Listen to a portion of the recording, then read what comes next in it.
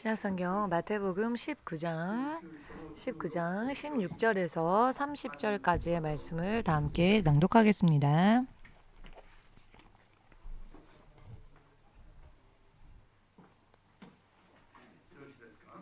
다 찾으셨습니까?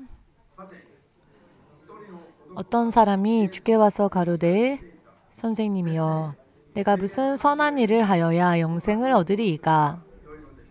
예수께서 가라사대 어찌하여 선한 일을 내게 묻느냐? 선한 이는 오직 한 분이시니라. 내가 생명에 들어가려면 계명들을 지키라.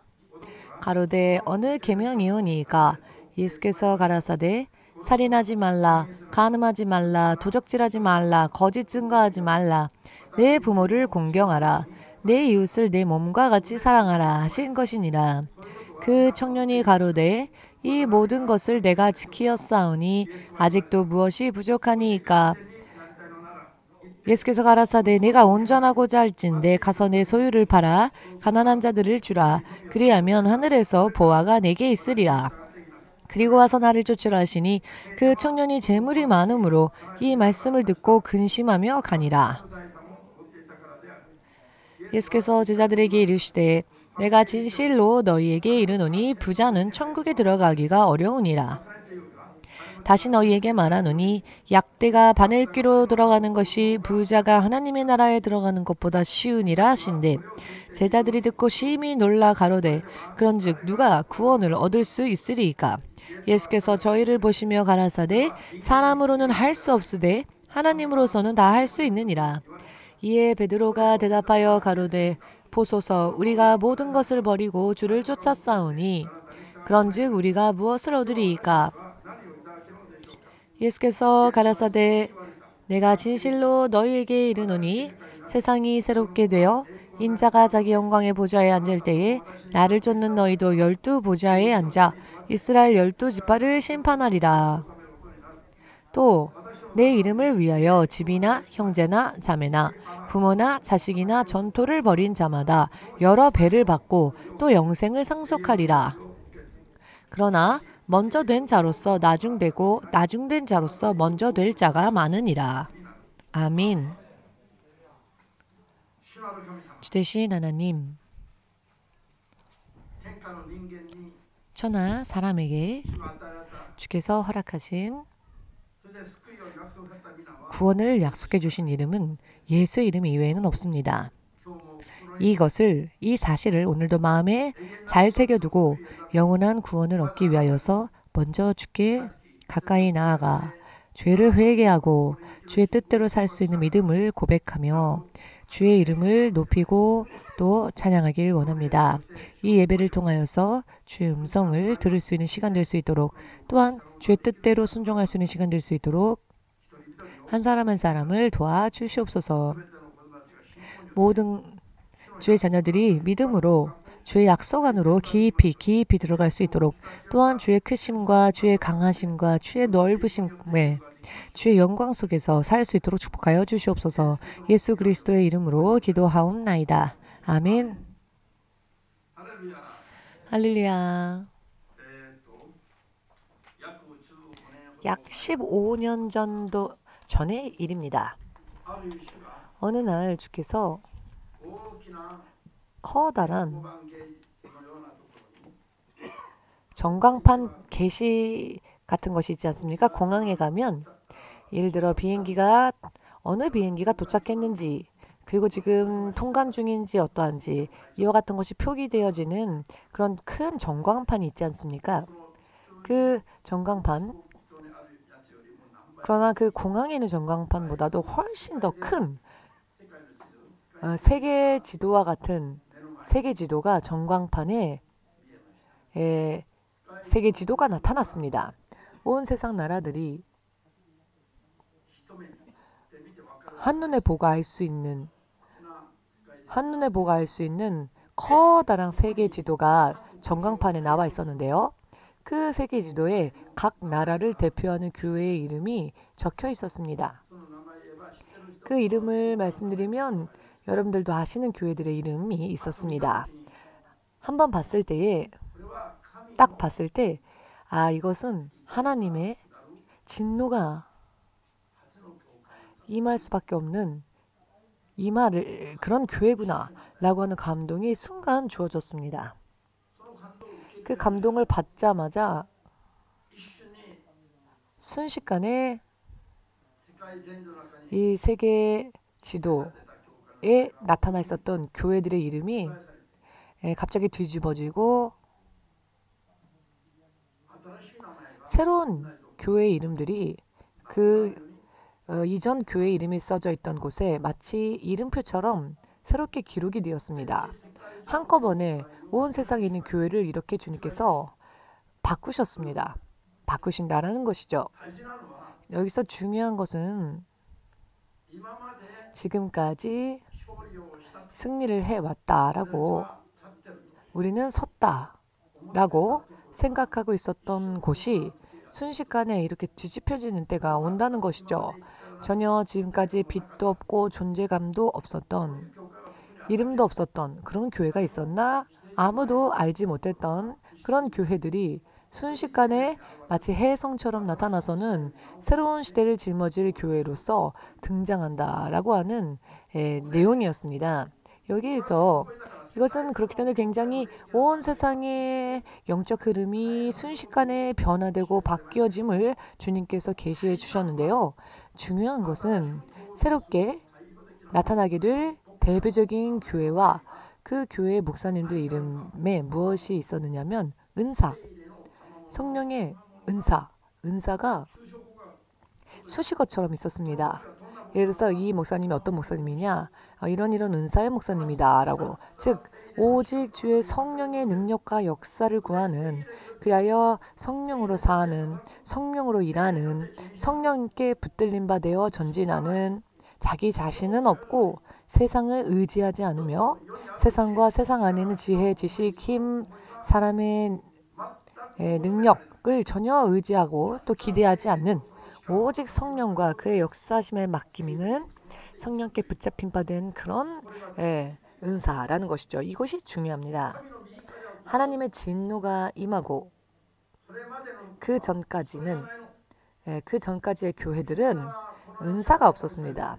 모두가 세상에 있는 것을 의지했고 세상에 있는 것을 구했고 인간의 지혜와 지식과 경험을 구하며 인간적인 방법으로 하나님의 교회를 인간적인 방법으로 해왔기 때문에 더 이상 주님이 보실 수가 없는 겁니다. 이것을 청산하지 않으면 안 되는 겁니다. 이 이상 세상에 있는 교회를 그대로 내버려 둘 수 없다는 겁니다. 그래서 이렇게 뒤집어 버리시고 새롭게 혜성처럼 등장한다. 자, 그 교회들은 무엇이 준비되었는가? 육체가 개입하지 못하며 세상의 지식과 지혜가 개입하지 못하며 처음부터 성령의 능력이 아니고서는 할 수 없는 이것을 솔직히 말씀드리면은 이 계시를요 지금까지 거의 잊어버리고 산 적이 없는 것 같습니다. 사실 우리가 몰라도 주님은 이 사실을 모른다 할지라도 이와 같이 주님은 세상을 바꾸시고 변화시킬 때가 온다는 것을, 그러나 우린 이걸 알아야죠. 알지 못하면, 깨닫지 못하면은 새로운 시대가 임할 때, 새로운 시대가 임하여서 주께서 이와 같이 온 세상을 개선하실 때에 뒤집혀져서 역사의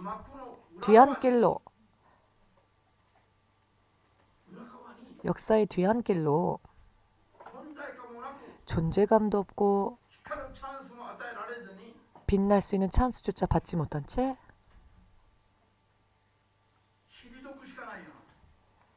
물러갈 수밖에 없는, 그렇게 되고 싶지 않아도 주님께서 막상 그렇게 역사하시면 저항할 수가 없는, 순식간에 이렇게 바뀌어버린다는 것이죠.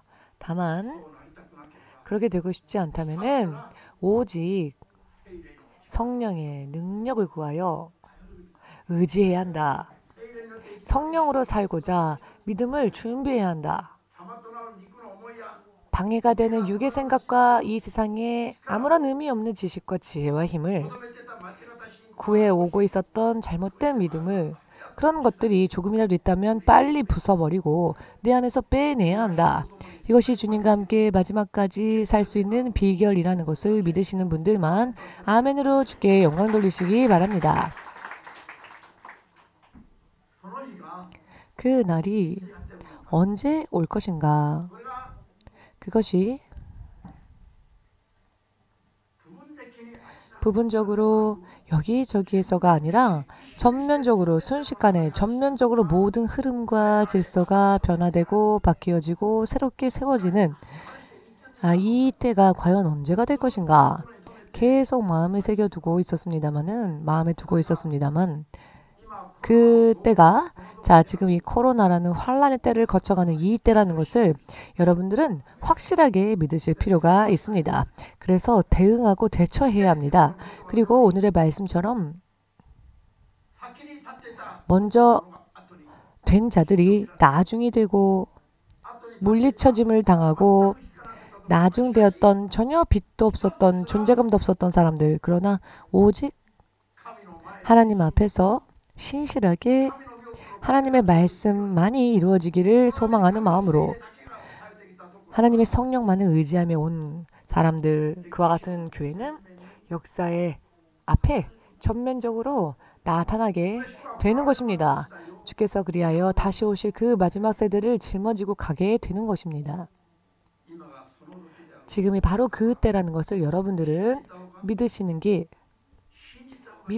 좋습니다.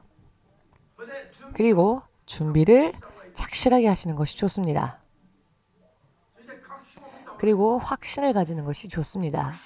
확신이 없기 때문에 사람들이 다른 것을 생각하는 것이죠. 성령이라면 성령에 대한 확신이 없고 그래서 구해봤자 헛것이다 라든지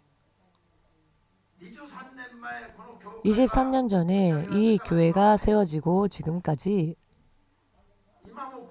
지금도 이 자리에 열심히 노력하는 사람들이 있는가 하면 23년이라는 세월이 지나는 동안 떠난 사람들도 많습니다. 그런데 떠난 사람들의 대부분이 전직 혹은 이사 등등으로 인해 먼 곳으로 가지 않으면 안 되어서 떠난 사람들보다 물론 그런 분들도 계십니다. 그러나 그런 분들은 적고 거의 대부분의 경우가 더 이상 쫓아가봤자 소망이 없다 하고 있는 말들이 또 기다리고 있었는데 그 말들이 이루어지질 않으니 더 이상 쫓아가봤자 헛수고다. 희망이 보이지 않는다. 그래서 다른 곳에 그 희망이 있지 않을까 하여 어떤 시점에 이르러서는 교회를 계속 떠나는 겁니다. 절대적으로 이것이 실현되어질 것이며 그때가 임하면 모든 것이 뒤집어질 때에 정말 주께서 보장하시는 그와 같은 교회, 그와 같은 사람이 되겠다라고 하는 확신이 만일 있었더라면 지금도 이 자리에 계셨겠지요. 그러나 그 날이 올 때까지 기다리지 못했던 이유는 오늘의 부자 청년의 본문 말씀에 나오는 이 청년을 한번 생각해 봅시다. 그는 많은 재물을 가지고 있었습니다. 그는 또 계명을 지키던 자였습니다. 그러나 주님과 함께하지는 못했습니다. 그 청년에게 있어서의 약점은 그가 예수님과 함께할 수 없었던 이유는 그에게 있어서 넘지 못할 것이 있었는데요. 계명이라면은 처음부터 끝까지 그가 어렸을 때부터 다 지켜왔노라 라고 하는 자기 나름대로의 종교적인 생활의 기준은 있었습니다만은 그러나 예수님과 함께 하기 위하여서 어찌하면 좋을까? 이 때가 되었을 때에는 그가 넘지 못하는 무언가가 있었던 것이죠. 장애벽이. 개인적으로 이것은 다 그 장애벽들이 틀립니다. 오늘의 이 부자 청년 같은 경우에는 물질을 넘지 못했습니다. 그 물질이 장애였습니다. 장애물이었습니다. 또 다른 의미에서 어떤 이는 명예, 또 어떤 이는 이성적인 문제, 혹은 여러 많은 가정이나 혹은 가족에 대한 문제 등등 넘지 못하는 그런 장애물들이 모두에게 있지요.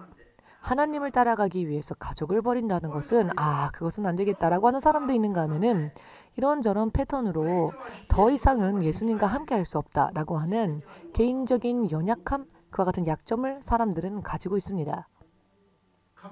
하나님께서는 길게 기다려주시지만 한도가 임했을 때에는 그 후에는 중간 단계에 그 다음 단계로 넘어가기 위해서 또 하나님께서 계산하실 때가 있는데요. 그때가 될 때까지도 변화되지 않으면 하나님은 먼저 배제해 버리십니다. 다음 단계로 갈 수 있는 사람들과 함께 그 다음 단계로 나아가십니다. 이것은 하나님의 통치의 법칙이기도 합니다. 그래서 그 단계마다 마치 계단을 올라가는 것처럼 진실로 지금은요, 온 세상이 코로나 때문에 소동이 일어났고 이 코로나로 인해서 많은 고난을 받은 교회들도 있었고 어쩔 수 없이 폐쇄하고 만 교회들도 한국에는 많이 있습니다. 더 이상 목회를 할 수가 없어서 직종을 바꾸어서 택시 운전을 하는 그런 목회자들도 계시고요. 어떤 의미로는 공황 상태인 것이죠. 더 이상 어찌할 수 없는 환경 속에서 어떤 사람들은 앞으로 하나님께서 새롭게 세우실 새로운 질서 안에서 들어가기 위하여 인도받기 위하여서 마지막 단계를 지금 달리는 사람들도 있습니다.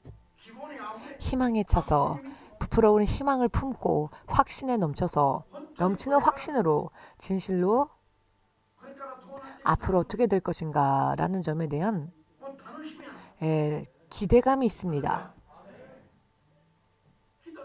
사람에게는 내일이 보이지 않지요. 그래서 내일을 걱정해봤자 보이지도 않는데 어떻게 할 수가 없습니다.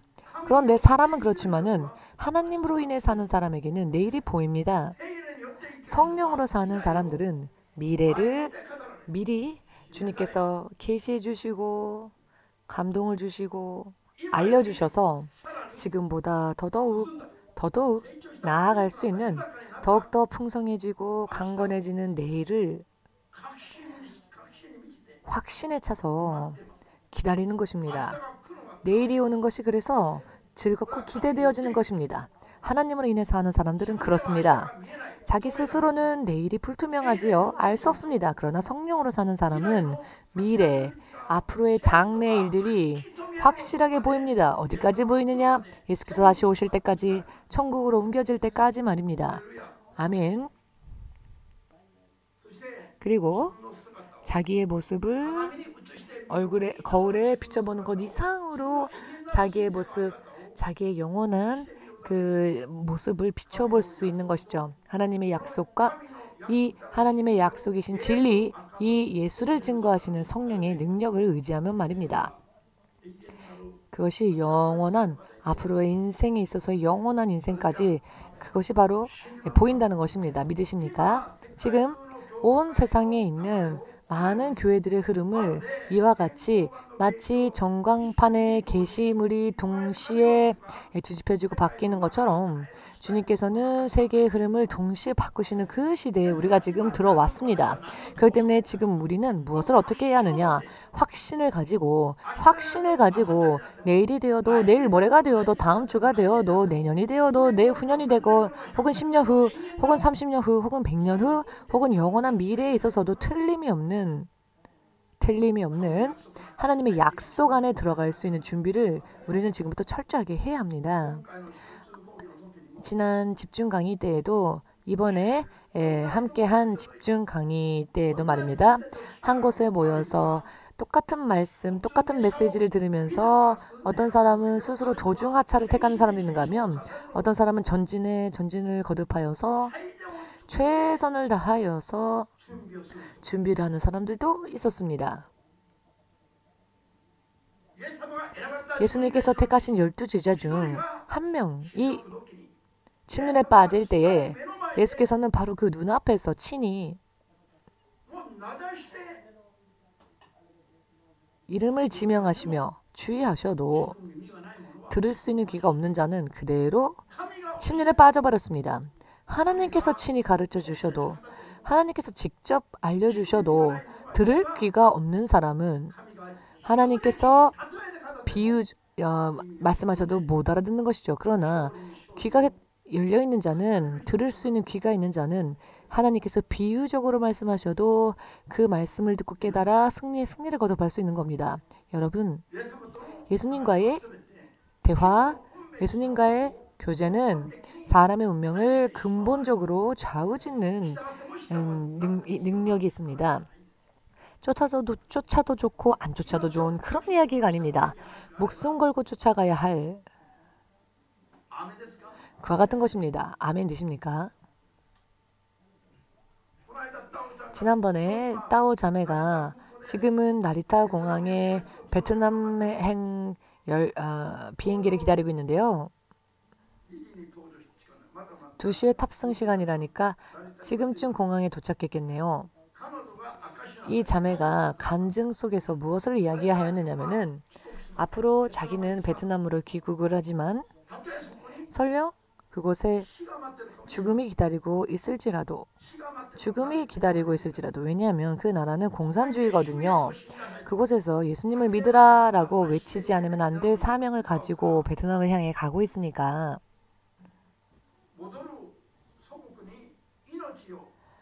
다시 돌아가는 조국에 사실은 생명을 포기하지 않으면 안 될 순교가 기다리고 있을 수도 있지만 그러나 저는 예수님을 선두에 모시고 쫓아가겠습니다. 라고 성령께서 어디로 가시건 만일 죽음으로 인도하신다 할지라도 육신의 죽음으로 인도하신다 할지라도 쫓아가겠습니다. 성령께서 어디로 가신더라도 저는 성령을 선두에 모시고 그 뒤를 쫓아가겠습니다. 라고 말을 했는데요. 여러분, 신학교에 입학하여 지금 겨우 3개월이 지난 신학생입니다. 그런데 신학교에 입학한 지 겨우 3개월 된 신입생의 입술에서 들을 수 있는 이야기라고 생각하십니까? 이제 막 신학생이 된 사람의 간증이라 할 수 없지요. 정말 성령께 확실히 붙잡힘을 받은 자가 아니고서야 들을 수 없는 간증입니다. 성령께 붙들리고 또 성령으로 인해 죽음이라도 가겠노라 라고 하는 믿음이 없으면 절대로 할 수 없는 간증이지요. 지금 막 신학생이 된 사람이 이런 간증을 하는 겁니다. 세상에 있는 목회자들, 목사들, 주의 종들, 신학생들 가슴을 찢고 회개해야 합니다. 자기에게도 이런 믿음이 지금 만일 없다면 회개해야 합니다. 우리가 소망하는 것은 하나님 나라이지요. 천국입니다. 예수께서 당신의 생명이신 보혈을 흘리시사 그 핏값을 대신으로 그 핏값을 담보로 하여 더 이상 세상에는 대가를 지불할 수 있는 것이 없기 때문에 예수께서 당신의 피를 흘리셔서 겨우 우리에게 허락되어지고 열려진 이 길을 맥주 한 잔 마시는 듯한 기분으로 걸어가서는 안 됩니다. 아멘. 회사에 돈을 투자하는 그런 형식적인 모습으로 마치 무언가를 투자하는 듯한 그런 모습으로 이 길을 걸어서는 안 됩니다. 육신의 생명이 100개 있다면 100개를 전부 다 드리더라도 부족하지 않을 이 길을 주 예수께서 당신의 보혈로서 열어주신 이 길, 보혈 이외에는 어떤 방법이 없었던 이 길을 진실로 성령을 선두에 모시고 성령께서 인도하시는 대로 만일 순교로 인도하신다면 순교의 길로, 가족으로 인도하신다면 가족에게로 향하여 더 이상의 계획이 없습니다. 다른 의지하는 곳도 없습니다. 신학교에 입학한 지 3개월밖에 되지 않은 자가 어찌하여 베트남을 위해 주께서 파견하셨을까요? 영문이 있습니다. 이유가 있습니다. 우리가 아직 처음에는 타오가 베트남에 간다고? 라고 의아했습니다. 처음에는. 그러나 성령께서 인도하신다면 누가 막을 수 있겠느냐?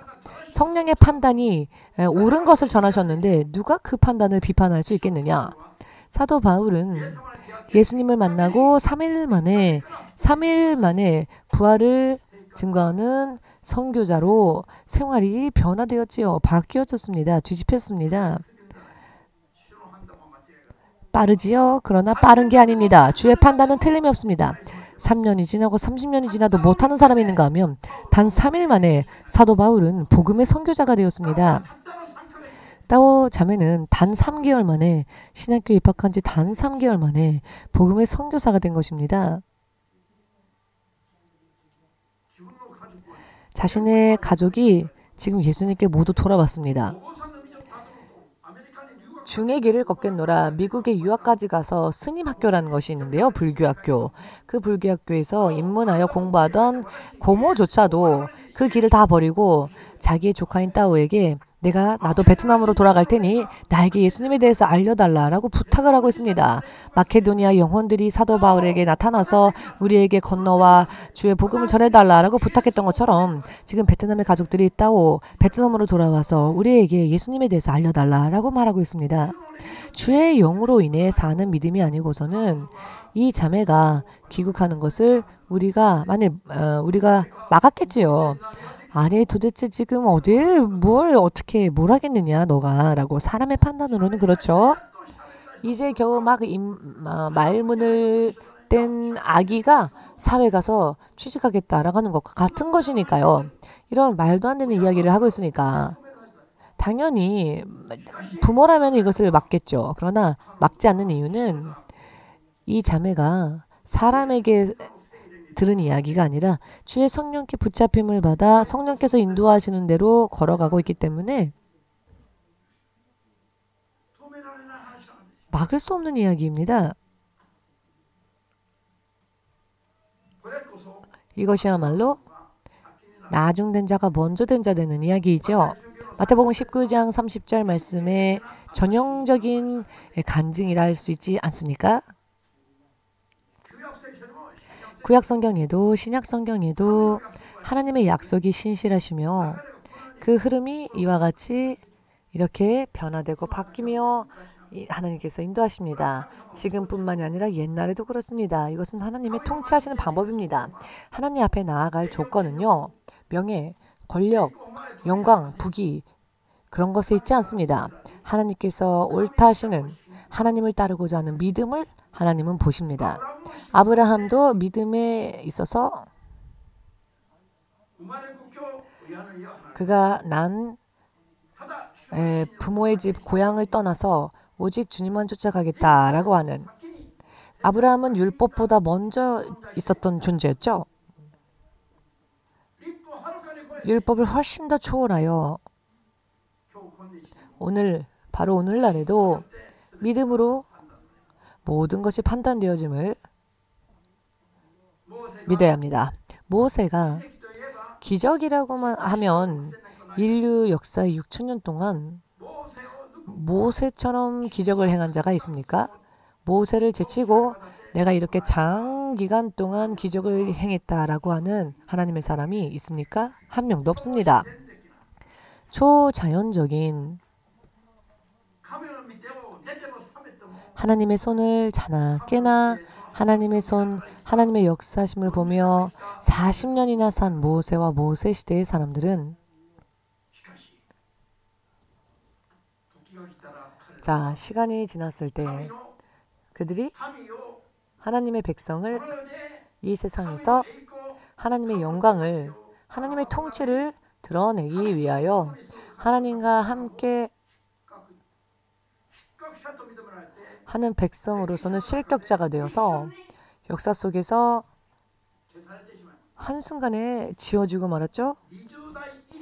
20세 이상 되는 40년 이상 하나님과 함께 지금까지 일찍이 없었던 기적 속에 살았던 자들은 순간에 배제되었습니다. 그리고 빛도 없이 진실로 모세의 수발되는 그런 존재감도 없었던 여호수아가 혜성처럼 나타나서 새롭게 하나님의 약속을 완성시키는 주의 종으로 서게 됩니다. 그리하여 약속의 땅, 약속을 받은 자는 모세였는데 그 약속의 땅을 점령한 자는 여호수아였습니다. 할렐루야. 하나님의 통치의 방법, 통치의 방식이 역사 가운데에서 확인되어지고 있지 않습니까? 가나안 땅을 약속하신 것은 여호수아가 아니라 모세였지요. 그러나 모세는 도중에 배제되어졌습니다. 모세가 영적인 기적을 일으키는 지도자로서 쓰임받았을 때에 그의 종자였던 여호수아는 시종드는 자였던 여호수아. 쉽게 말하자면 비서 같은, 수행원 같은 그런 존재죠. 그러나 하나님의 때가 임하였더니 이 양자의 입장이 뒤바뀌어 버렸습니다. 모세는 이미 사라지고 모세에게 약속되어졌던 그 약속의 땅은 여호수아와 신세대들, 새로운 세대의 사람들을 통해 실현되어졌습니다. 할렐루야. 왜입니까? 저들은 기적을 보고 하나님을 시험하며 살았던 자들이 아니라 기적이 없어도 오직 말씀을 쫓아가는, 말씀을 순종하는 믿음이 그들에게 있었기 때문입니다. 그랬더니 기적은 나중에 함께 수반되어지는 표적으로 따라왔습니다. 지금도 주께서 기적은 우리가 믿음의 조건으로서 요구하시는 것이 아니라 우리가 바르게 주님과의 관계를 맺는 믿음 위에 서면 기적은 나중에 그저 수반되어지는 표적일 뿐입니다. 신약이나 구약이나 똑같습니다. 하나님의 약속이 이루어지기 위해서는 똑같은 믿음으로 구해야 한다는 것을 믿으신다면 아멘으로 주님께 영광을 돌리시기 바랍니다. 지금까지의 성령파 교회, 은사를 주로 사모하는 그런 교회들이 이번에 코로나라는 환란을 지나가면서 도금이 벗겨지고 말았죠. 은사주의 교회들, 도금이 벗겨져 버렸습니다. 실로 이 코로나라는 환란을 지나가면서 하나님과 함께 하나님과 걸어가는, 동행하는 믿음이 없었습니다. 결과적으로는 기적만 구하는 믿음이었기 때문에 앞으로의 시대는 더 이상 그들에게 맡길 수가 없는 거죠. 죄에서 벗어나 하나님과의 관계를 바르게 세우고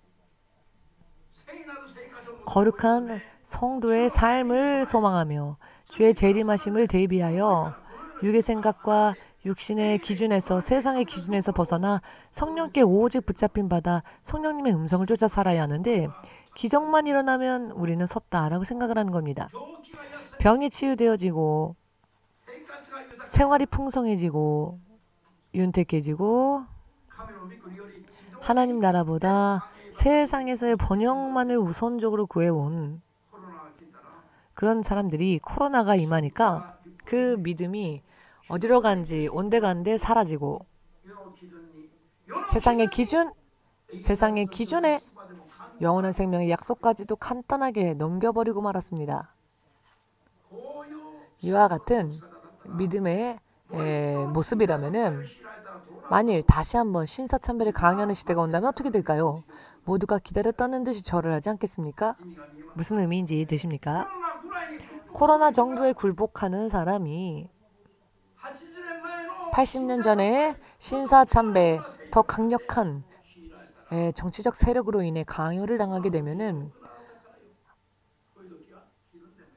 자, 그때는 어쩔 수 없다라고 주님과 함께 싸우려고 주님과 함께 있고 믿음을 지키려고 하지 않고 기드온과 함께 전쟁에 나가지 않고 집에 돌아가도 좋다 하니 금세 돌아가는 저 2만여 명의 군사들과 똑같지 않습니까? 주님과 함께라면 죽겠다라는 말, 물론 멋진 말입니다. 그러나 그것은 성경의 이야기이고 지금 이 시대에 그런 이야기는 시대적으로는 너무 뒤처진 발상이다. 변명은 얼마든지 할 수 있지요. 입술은 자기 것이니까요. 마음도 자기 마음입니다.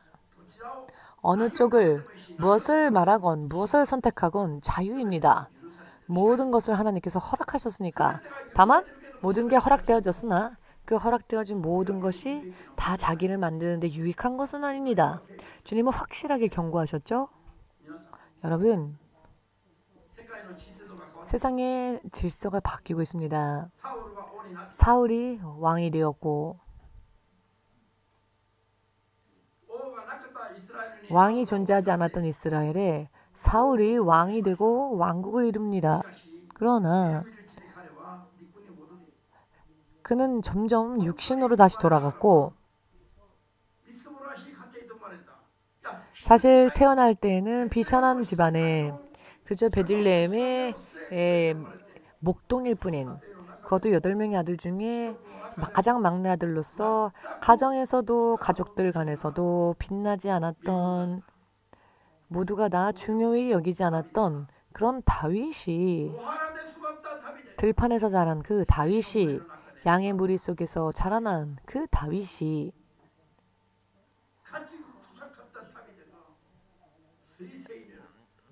동물 냄새가 진동했던 그런 다윗이 이스라엘의 혜성처럼 나타나서 사울 왕을 젖히고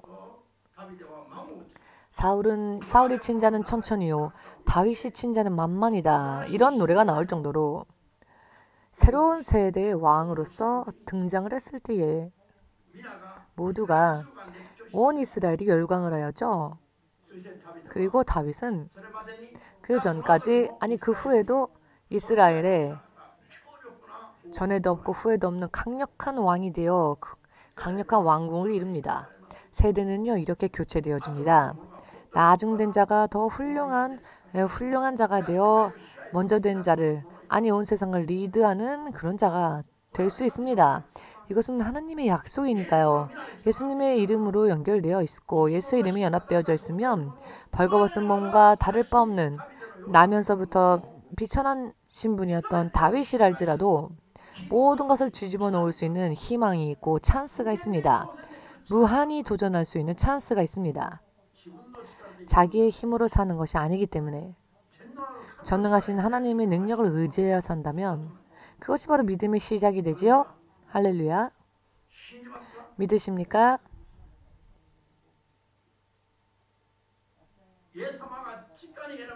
예수님께서 친히 택하신 12제자 나중에 택함받은 사도 바울이 간단하게 예수께서 친히 택하신 12제자조차도 제껴버립니다. 사도 바울보다 먼저 택함받았던 사도들 하는 그 일들이 알기 쉽게 말하면 한심했습니다. 예수님의 수제자라고 불렸던 베드로가 하는 일도 사도 바울이 볼 때는 도대체 무슨 짓을 하는 거지? 왜 위선적으로 행동하지? 왜 모범을 보이지는 않고 위선을 행하지? 여러분, 상상할 수 없는 일이죠? 예수님과 함께 3년 반이라는 시간을 함께 하면서 친히 예수님으로부터 배우고 믿음을 또 배운 제자들이 단 3일 만에 선교사가 된 부활을 전하는 전도자가 된 사도 바울이 그들을 제껴버리고 오히려 사도 바울이 볼 때 앞선 그 제자들이 너무 흐트러져서 그 흐트러진 모습을 지적하지 않을 수가 없었던 겁니다. 나중된 자가 먼저 된 자를 보니 그러했다는 겁니다. 바울은 세상과 세상의 사람들의 얼굴을 의식하지 않았죠. 그는 오직 하나님의 얼굴만을 의식했습니다. 사람들이 어떻게 생각하건 그에게는 상관없었습니다. 하나님께서 기뻐하시는 일이라면 비난을 당하여도 상관없다.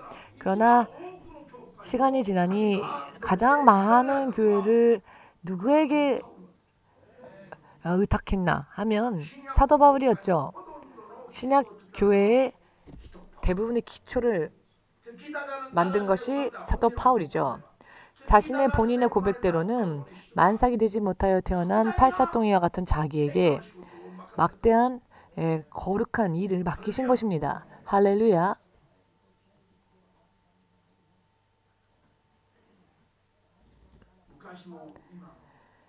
예전이나 지금이나 이 말씀은 계속 역사하고 일하고 있습니다. 말씀은 일하고 있습니다. 살아 역사합니다. 오늘부터 정식적으로 기타 큐슈의 EMC 교회 연합에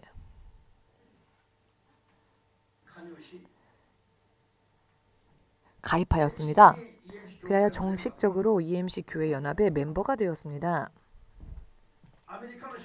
아메리카 시카고에 살았던 부부 선교사. 이 선교사 부부를 하나님은 돌연 일본에 귀국시키셨고 또 우리를 만나게 하셨습니다. 나중된 자가 먼저 되고 저들을 볼 때도 정말 확실하게 그것을 간증할 수 있었습니다. 복음 선교자로 부름 받자마자 이 두 선교사가 아주 단기간에 양육시킨 영적 딸 타오가 베트남으로 영적으로는 선교사로서 가게 되지 않았습니까? 베트남을 맡기시는 것입니다. 베트남의 지도를 본 적 있으십니까?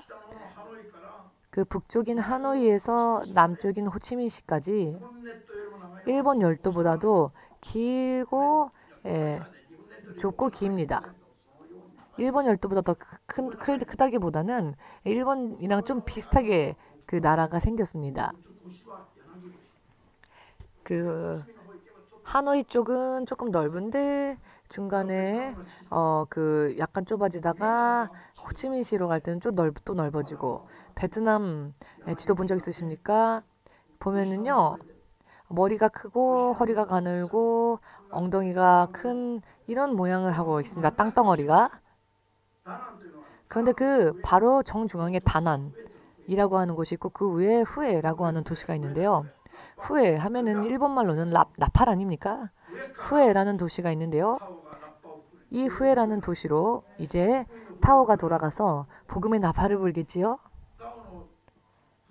타오의 고향이 이 후에라는 도시입니다.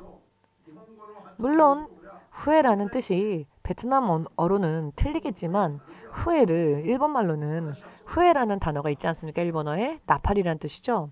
저는 이것을 영적으로 해석하여 베트남에 타오가 가서 복음의 나팔이 되기를 될 것이라 믿고 있습니다. 여러분 허리가 잡히면 꼼짝달싹 못하죠? 앞으로 베트남 EMC의 눈부신 활약을 저는 기대하면서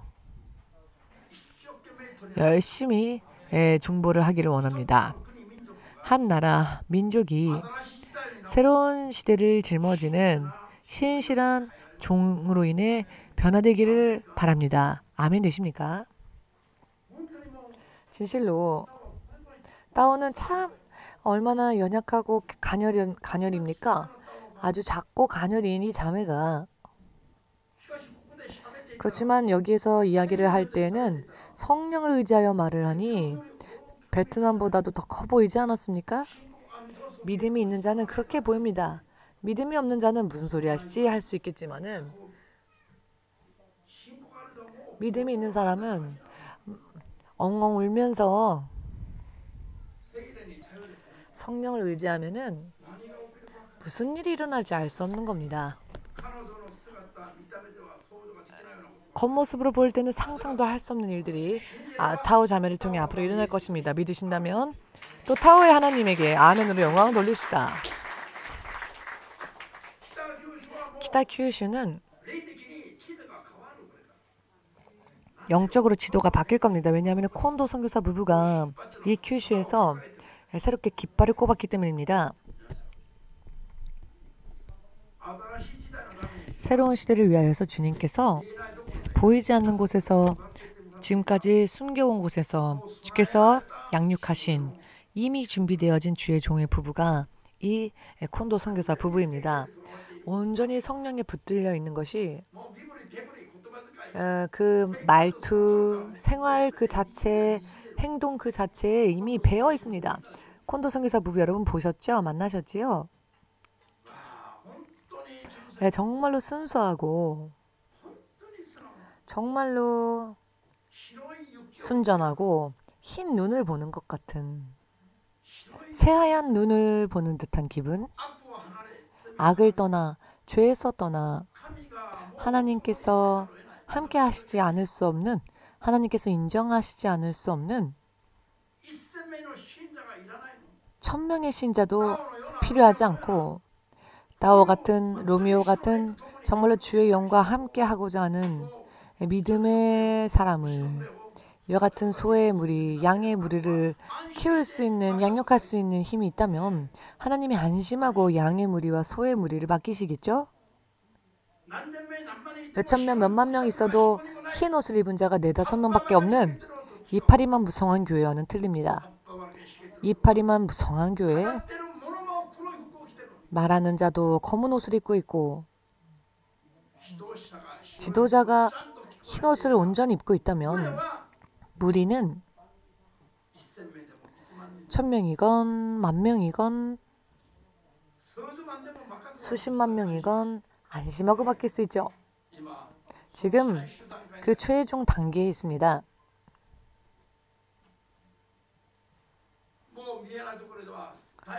보이지 않는 곳에서는 꽤 많은 진전이 있습니다. 내년부터는 보고 확인할 수 있는 시대가 될 것입니다. 소망하시고 기대하십시오. 우리 옆 사람과 이야기 나눠볼까요? 준비가 되었다면 기대합시다. 소망합시다. 준비가 되어 있지 못하다면 슬피 웁시다. 앞으로라도 준비해야 합니다. 아직 찬스가 있습니다. 주께서 말씀하셨습니다. 아직 찬스가 남아있다고. 사도 바울과 같은 사람이 있다면 3일이라도 찬스를 잡습니다. 따오 같은 사람이 있다면 3개월이라도 찬스를 잡을 수 있습니다. 그러나 기도하지 않는 자, 준비하지 않는 자라면 30년이 걸려도 안 됩니다. 누구 아무개 같은 사람이라면 30년이 걸려도 못할 겁니다. 그러나 사도 바울 같은 사람이라면 3일 만에라도 출발할 수 있습니다. 무슨 의미인지 이해되십니까? 보이십니까? 의미가 굉장히 영적 흐름이 이렇게 거셉니다. 급격합니다. 굉장히 격렬합니다. 그 변화가. 여기 있었다고 생각했던 사람이 순식간에 저쪽으로 날아간 사람이 있는가 하면은 누군가 없을까 할 때 없었던 사람이 갑자기 혜성처럼 나타나서는 제가 여기 있습니다 라고. 얼마든지 이런 일들이 일어날 수 있습니다. 왜냐하면 사람의 힘으로서가 아니라 주의 성령의 능력을 구하면 죄에서 벗어나기 위하여 필사적으로 노력하며 발버둥치며 성령의 능력을 의지하여 자기를 부인하고 나아가면 가능성은 얼마든지 있습니다. 할렐루야. 아직도 찬스가 있습니다. 아직도 끝나지 않았습니다. 아직 끝나지 않았습니다. 아직 찬스가 있습니다. 그러나 이 때를 놓쳐서는 안 됩니다. 다만 조건은 하나, 이 때를 더 이상 놓치지 마십시오. 시기를 더 이상 놓치지 마십시오. 확실하게 말씀드리겠지만 오늘 2021년 12월 5일 지금 딱 12시인데요. 확실하게 말씀을 선언하겠습니다. 앞으로 몇 년 지나지 않아서 지금 전한 말씀이 여러분들의 눈에 보이고 들어와서 어떻게 할 수 없을 정도로 될 것입니다. 그때 울고 싶지 않다면 지금 열심을 내십시오. 지금 열심을 내서 회개하고 주의 성령만을 구하여 나아간다면 내년이, 내후년이 그때가 임할 때에는 기뻐 춤추며 웃는 사람 속에 들어갈 수 있습니다. 지금까지는 많은 때를 놓치고 왔다고 한다면 지금부터는 앞으로는 슬피 우는 시대가 올 것인데 그럼에도 불구하고 회개하지 않는다면 우는 것뿐만이 아니라 이제는 슬피 울며 이를 가게 될 것입니다. 슬피 울며 이를 가는 자는 성문 밖으로 던져지는 자라는 것을 깨달으시길. 아직 666 시대가 오지 않았죠. 지금 온 세상을 미혹하는 666이라는 것들이 많이 떠돌아다니고 있지만은 아직은 666 시대가 아닙니다. 지금은 성령으로 인해 마지막 영혼의 추수가 이루어질 때입니다. 아직도 찬스가 남아 있습니다. 지금 이 때에 준비한다면, 그러나 지금 준비하지 않는다면 휴거에 합당하지 않을 겁니다. 휴거에 합당하지 못하다면 7년 대환란을 겪어야 합니다. 그러나 7년 대환란 속에서도 그래도 찬스는 남아 있습니다. 하나님의 인을 천사들이 이마에 치는 자들은 남게 될 것입니다. 그때는 그러나 많은 힘든 정말 상황 속에서 겨우 구원을 얻게 되겠죠. 왜냐하면 너무나도 힘든 환란이니까요. 마치 떨어진 이삭을 줍듯이 그런 떨어진 영혼들을 하나씩 둘씩 이렇게 건져내는 때겠죠. 그러니 만일 휴거에 참여하지 못해 7년 대환란에 남는다 할지라도 그때에는 하나님의 인을 반드시 인치심 받기 위해서 정말 열심을 내야 합니다. 그 후에는 666 시대가 올 겁니다. 정말로 666을 받지 않으면 먹고 살 수 없는 시대가 될 것이며 그렇게 되면 생명책에 기록이 되었었던 자라 할지라도 즉 크리스찬이었다 할지라도 이 666에 져서 떨어지는 자들이 있을 겁니다. 요한계시록 13장에 나오는 생명책에서 이름이 지워지는 자들은 본디 크리스찬이다 라고 했다 할지라도 생명책에 이름이 지워지는 자들은 666을 받게 되겠죠. 성령이 더 이상 도우시지 못하고 성령의 시대가 끝이 나버리고 하나님의 사람들에게 마지막 그 하나님 사람들의 이마에 하나님의 인을 치는 그때도 지나고 하면 나는 원래 목사였어, 원래 크리스찬이었어는 통하지 않게 될 겁니다. 그 사람들 이름은 이미 생명책에 남아있지 않게 될 것이기 때문입니다. 왜 이런 이야기를 전해드리냐면은 지금은 666이라든지 이런 것들에 미혹당하고 현혹당하여서 무서워서 마치 겨울처럼 숨어 지내는 그런 때가 아니고요. 마음껏 주의 성령이 아직 역사하시니까 목숨 걸고 나와서 복음을 전하면서 죄에서 벗어나기 위해 발버둥치고 필사적으로 거룩한 삶을 추구하면서 열심을 내야 할 때입니다. 열매를 풍성히 맺어야 할 때입니다. 아멘 되십니까? 절대로 침륜에 빠져서는 안 됩니다. 코로나보다 더한 것이 온다 할지라도 침륜에 빠져서는 안 됩니다. 코로나보다 더 심한 것이 찾아온다 할지라도 온 세계의 인구의 3분의 1, 즉 20억 이상의 사람들이 죽는 일들은 아직 일어나지 않을 겁니다. 왜냐하면 환란에 아직 들어가지 않았으니까요. 7년 대환란에. 아멘 되십니까? 내가 봤다, 내가 들었다 하면서 온 세상 사람들을 미혹시키는 그런 미혹의 소리에 절대로 속지 않기 위하여서는 때를 분별할 줄 알아야 합니다. 시대를 분별할 줄 알아야 합니다. 아멘 되십니까? 666의 시대는 언제 옵니까? 지금의 성령의 역사와 마지막 추수의 역사가 끝나고 휴거가 끝나면 그 후에 대환란이 들어가게 시작하게 되고 대환란 중 7년 대환란 중 전 3년 반에는 그래도 남아있는 사람들을 하나님의 인을 천사들이 이마에 치게 되고 그 일이 끝나게 되면은 되기 전까지는 절대로 666은 그거는 누구에게도 지키지 않습니다. 세상 여기저기서 시작되어졌다라고들 소문이 나지요? 거짓말입니다. 자, 666은요. 세상 여기저기서 시작되는 것이 아니라 사탄 정부와 적그리스도 정부의 출현과 동시에 세상에 동시에 이루어집니다. 예비 연습도 없습니다. 여기저기 이렇게 일어나지 않습니다. 온 세상에 동시에 일어나게 될 것입니다. 7년 대환란 중 후 3년 반에 시작되어지는 부분부터는 666이 한꺼번에 온 세상에 동시에 실현되어질 것입니다. 그리고 그렇게 되기 전에는 지구상의 3분의 1의 사람들이 죽고 여러 많은 전쟁, 기근, 전염병이 다 휩쓸고 난 다음 그래서 인구의 20억이 죽고 난 다음입니다. 그 시대가 끝나기 전까지는 절대로 666의 시대는 아직 오지 않습니다. 좀 기분 나빠요. 조금 안 좋아요. 이런 바보 같은 소리 하지 마십시오. 왜 주의 영과 함께 있는 사람이 왜 그렇게 횡설수설하는 이야기에 속아서 기분 나쁘다라고 말합니까? 왜 잠꼬대 같은 소리, 영분도 알지 못하고 말하는 잠꼬대 같은 소리에 왜 불안해합니까? 진리가 없습니까? 성령께서 함께 하시지 않습니까? 성령은 우리들을 진리로 인도하십니다. 코로나 속에서도 우리를 예수님 앞으로 인도할 것입니다. 왜 코로나 때문에 교회가 문을 닫습니까? 왜 코로나 때문에 교회가 사라집니까? 예수님의 인도하심을 받지 못하니까, 약속의 인도하심을 받지 못하니까 사라지는 겁니다. 우리는 코로나라는 시대를 지나가면서 교회가 새롭게 4군데나 세워졌지요. 교토 EMC도, 사이타마 EMC도, 키타큐슈 EMC도, 베트남 EMC, 와카야마 EMC도 이 환란 속에서 정식으로 새롭게 등장하고 떠올랐습니다. 의미를 이해하시겠는지요?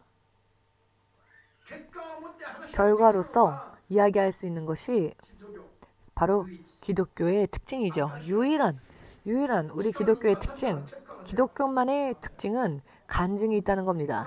시간이 지나면 결과가 있습니다. 아무리 쫓아가도 허공을 쫓는 것 같은 그런 것이 아니라 구하면 구한 만큼의 결과가 반드시 후에 나타나며 간증할 수 있습니다.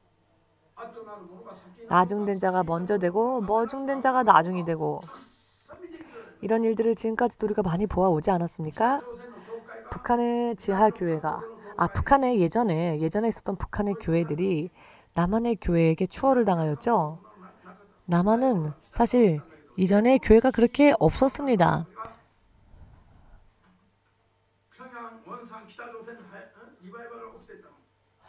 북한에 오히려 부흥이 일어났었죠. 그러나 교회들이 북한에 많이 있었습니다마는 신사참배가 시작됐을 때 타협을 하였죠. 그랬더니 촛대가 옮겨져서 북한의 부흥이 남한으로 옮겨지고 남한의 교회들이 일어나게 되었고 세계의 선교를 주름 잡는 선교사들을 많이 배출하는 선교의 대국이 되었죠. 미국이 한국보다 많은 선교사들을 배출하고 있지만은 그리고 미국이 예전에는 한국에 많은 선교사들을 보내왔지만은 지금은 오히려 한국에서 미국으로 많은 선교사들이 가고 있습니다. 이렇게 얼마든지 그 입장이 역전됩니다. 지금까지 일본 선교하러 갑니까? 아, 참 불쌍합니다. 라고 말하는 사람들에게 확실하게 말하겠습니다. 앞으로는 오히려 이제부터는 일본에서 여러분들이 있는 곳에 복음을 수출할 겁니다. 그러니 기대하십시오. 기대하십시오. 아직도 미지근합니다.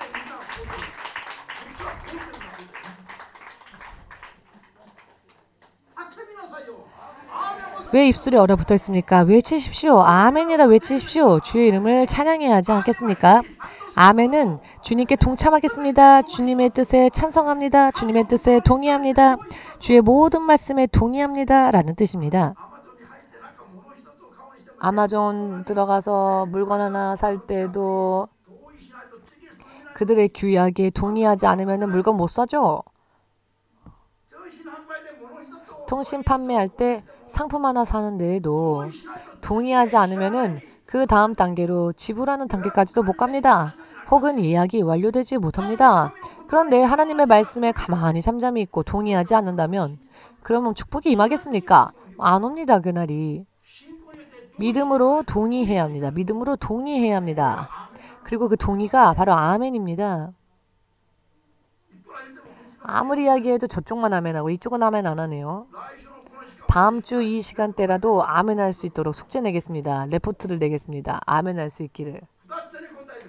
두 가지로 대답해 주십시오. 아멘이냐 혹은 노멘이냐.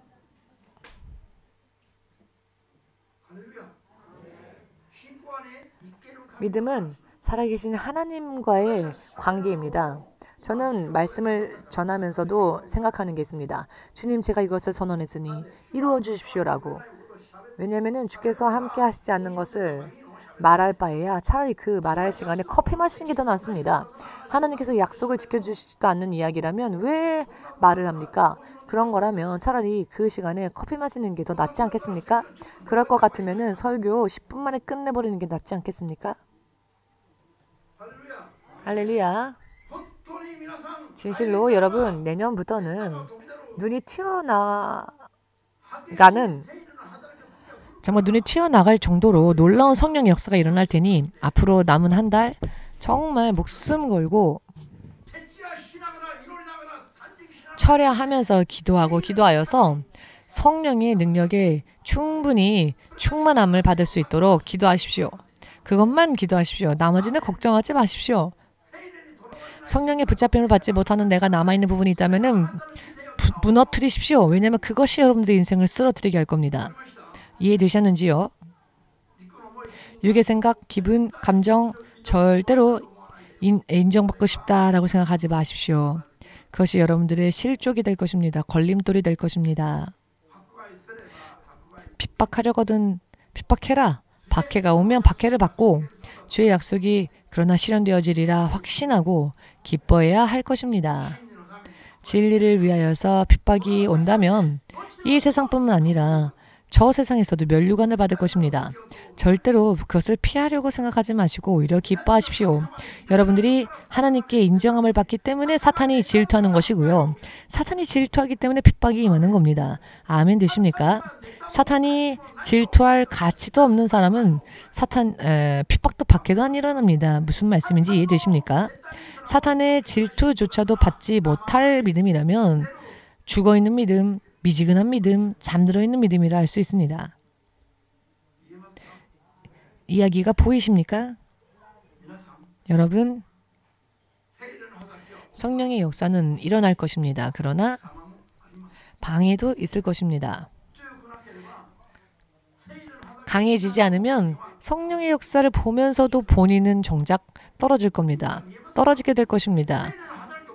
주의 성령의 역사가 일어난다고 해서 가만히 있어도 다 저절로 다음 단계로 넘어갈 수 있고 하는 게 아닙니다. 지켜야 합니다. 아멘 되십니까? 할렐루야.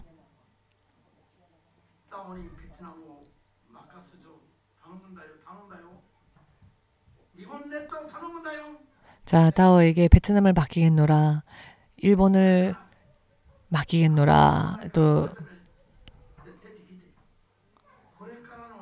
회개하고 이제 나아봐서 앞으로 일본 민족을 주님께서 부탁하신다고 미래 완료형으로.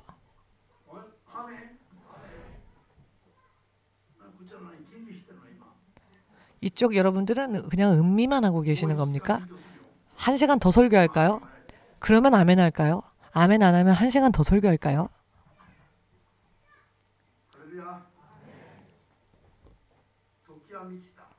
때는 임했습니다. 때가 찼습니다. 주의 영광이 EMC 교회 연합 위에 주의 영광이 드러났습니다. 주의 영광의 사인을 이제는 세상에 전해 나아가야 합니다. 아멘 되십니까?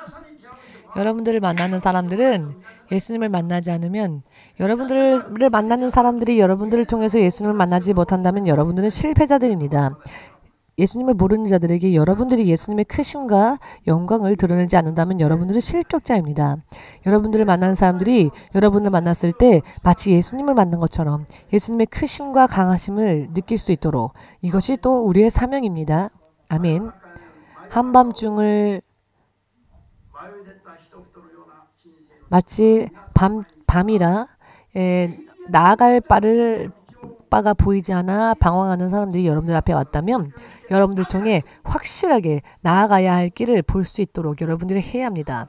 그렇게 하지 않는다면 여러분들은 껍질이 쭉정이가 될 것입니다. 껍데기가 될 것입니다. 이것을 할 수 있도록 노력하여 기도합시다. 자, 예수여 3창으로 기도하겠습니다.